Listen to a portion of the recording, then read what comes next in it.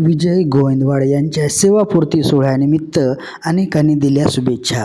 श्री शारदा भवन education society Nanded संचलित भाऊराव चव्हाण माध्यमिक शाळा देगाव येळेगाव येथील मुख्याध्यापक विजय लक्ष्मणराव गोविंदवाड यांना अनेकांनी दिल्या शुभेच्छा। यावेळी डी.पी. सावंत, गणपतराव तिडके, उदयरावजी निंबाळकर, डॉक्टर रावसाहेब शेंदाळकर, पांडुरंग पावडे, नरेंद्रदादा चव्हाण, शालेय समितीचे अध्यक्ष जी.बी. मदने, शंकर जाधव, विजय रणभिडवार, जी.एम. भुस्से, के.टी. जनकवाडे तसेच ए. राऊतवाड, मुंगल, बी.एल. हंबर्डे, एस.डब्ल्यू. वाघमारे व विद्यार्थी मोठ्या संख्येने उपस्थित होते। भाऊराव चव्हाण माध्यमिक शाळेचे मुख्याध्यापक श्री गोविंदवाड सर आज प्रदीर्घ काळानंतर सर्व्हिस करून आज रिटायर होत आहेत। खरं म्हणजे शारदा भवनचे अनेक लोक अनेक वेळेला रिटायर होतात, परंतु गोविंदवाड सर एक खरोखरच एक व्यक्तिमत्व असं लक्षात राहण्यासारखं आहे की शांत, संयमी, उपक्रमशील असे मुख्याध्यापक। जवळजवळ महात्मा फुले शाळेमध्ये जी शारदा भवनची सगळ्यात मोठं युनिट आहे, तिथं त्यांनी 26 वर्ष अतिशय चांगलं सर्व्हिस केली, शिक्षणाचं काम केलं आणि नंतर ते भाऊराव चव्हाणला मुख्याध्यापक म्हणून प्रमोशनवर गेले। तिकडेसुद्धा त्यांनी ग्रामीण भागातसुद्धा अतिशय चांगलं काम शाळेवर केलं।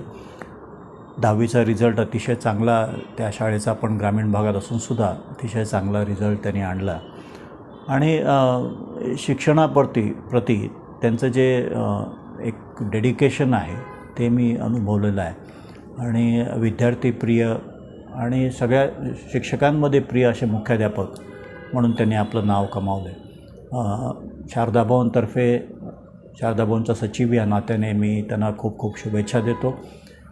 येणाऱ्या काळामध्ये शेवटच्या श्वासापर्यंत त्यांच्यातला शिक्षक असाच जागृत राहावा यासाठी त्यांना शुभेच्छा देतो।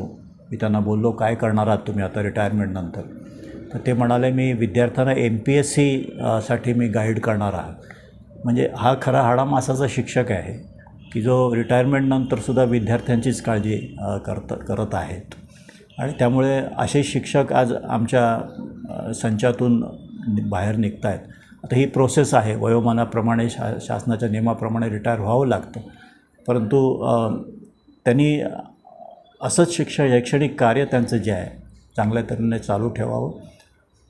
सांगायचं वेगळं गरज नाही की शारदा भवन शिक्षण संस्था त्यांना जेव्हा लागेल तेव्हा त्यांच्या मदतीस आम्ही राहू, पण त्यांनी चांगलं शैक्षणिक कार्य चालू ठेवावं, त्यांना उदंड आयुरारोग्य लाभो आणि शेवटच्या श्वासापर्यंत त्यांचा शिक्षक जागृत राहो त्यांच्यामधला, हीच ईश्वरचरणी प्रार्थना करतो।